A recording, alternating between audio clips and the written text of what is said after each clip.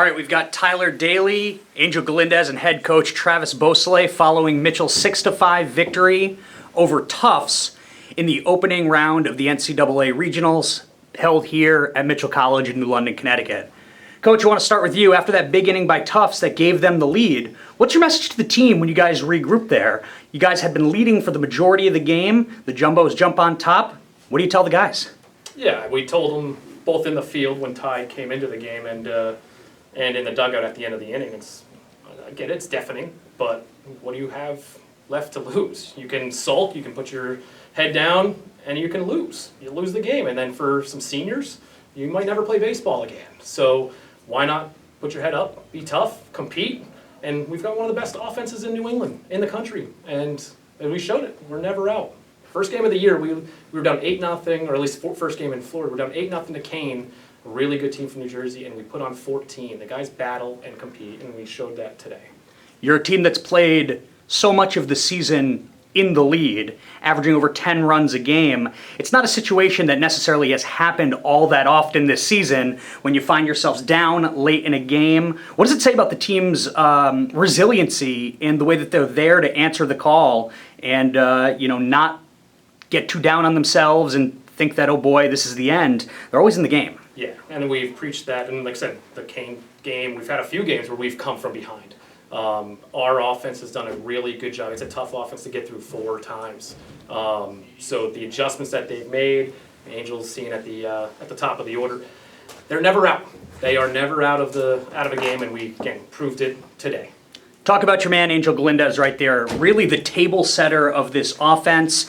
Did his thing today, came up big multiple times. Can't ask for much more from your leadoff man. No, the experience that he did, the stolen base, and even a couple of the outs he had were still pretty barreled. So he saw it well all day, competed for us. He's a dynamic player, too. He can bunt, he can run. Obviously, stellar defensive shortstop for us, and just gives us a little spark in a lineup, and gives a little toughness and grit, too, coming up with a big hit in a big situation.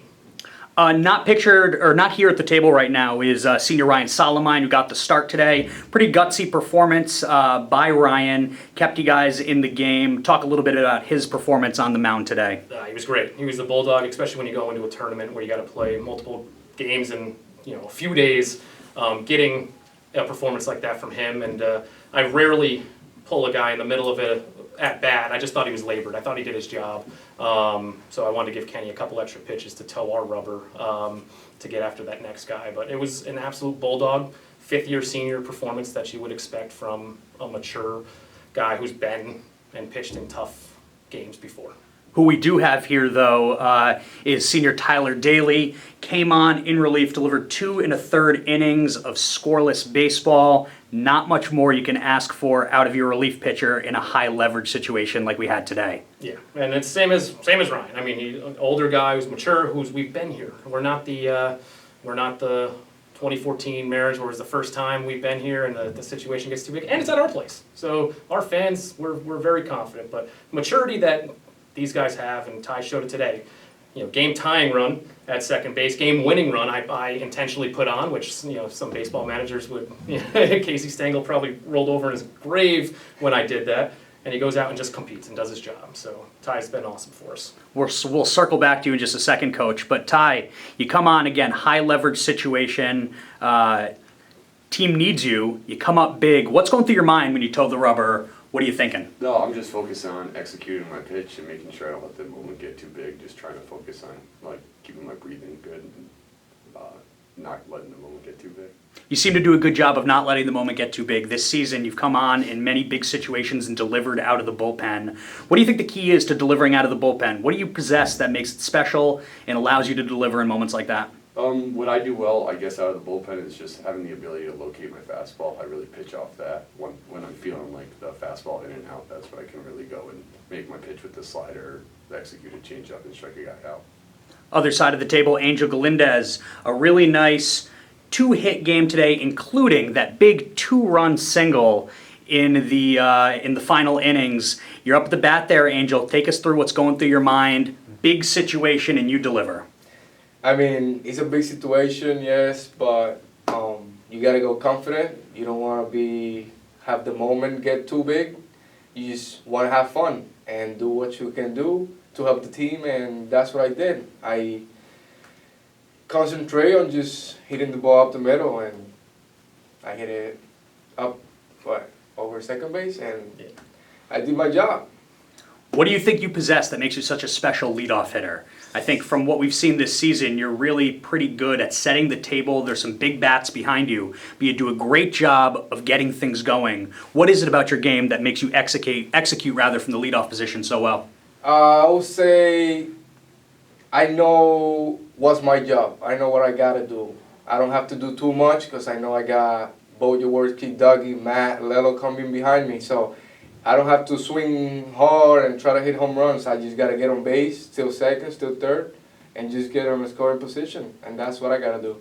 If you can, peel the curtain back real quick. What was the confidence level of the team coming into today? Obviously a really good record, obviously tons of success, but you have a really good team in Tufts in the opposite dugout. What was the confidence level of the team? What was the atmosphere with the guys beforehand coming into the game?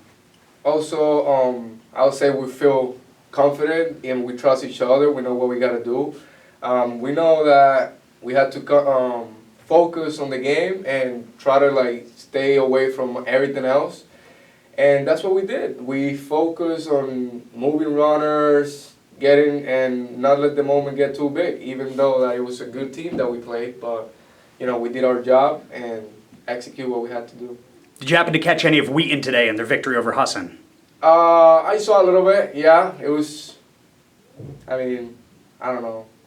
I'm not going to lie. I wasn't paying attention much, but they looked like they were pretty good. They had a good game. Yeah, we caught a little bit while we were warming up, but So going into tomorrow, obviously carrying a good deal of confidence. To wrap things up, Coach Travis Beausoleil, back to you. What do you guys think you need to do tomorrow to execute and compete to the highest level against a good team like Wheaton? Obviously the top seed here in this regional pod, 8th ranked team in the country, d3baseball.com.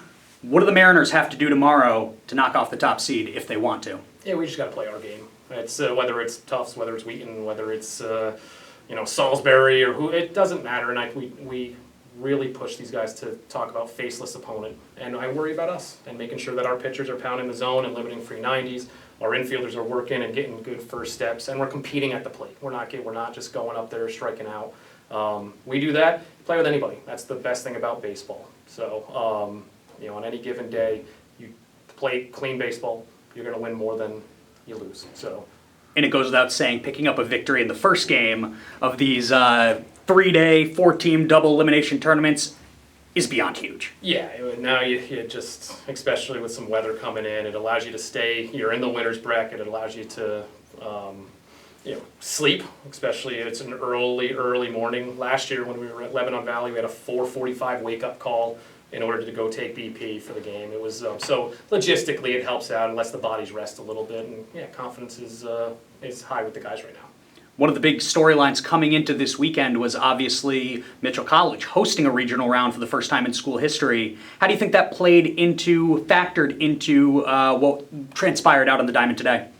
Yeah, it helped. I don't think it hurt. Obviously we won. And the fan support from the town, from the alumni, I saw probably 40 alumni out there, was awesome. I didn't get a chance to talk to all of them at this point yet, but that's why we wanted. That's why we wanted to host and show off what we've built here and what we've created here. So, guys, I'm sure it's a lot easier for Ty to pitch on our mound and what he does, and Angel knows our field, and so it's just it's a tip of the cap for Mitchell to host this.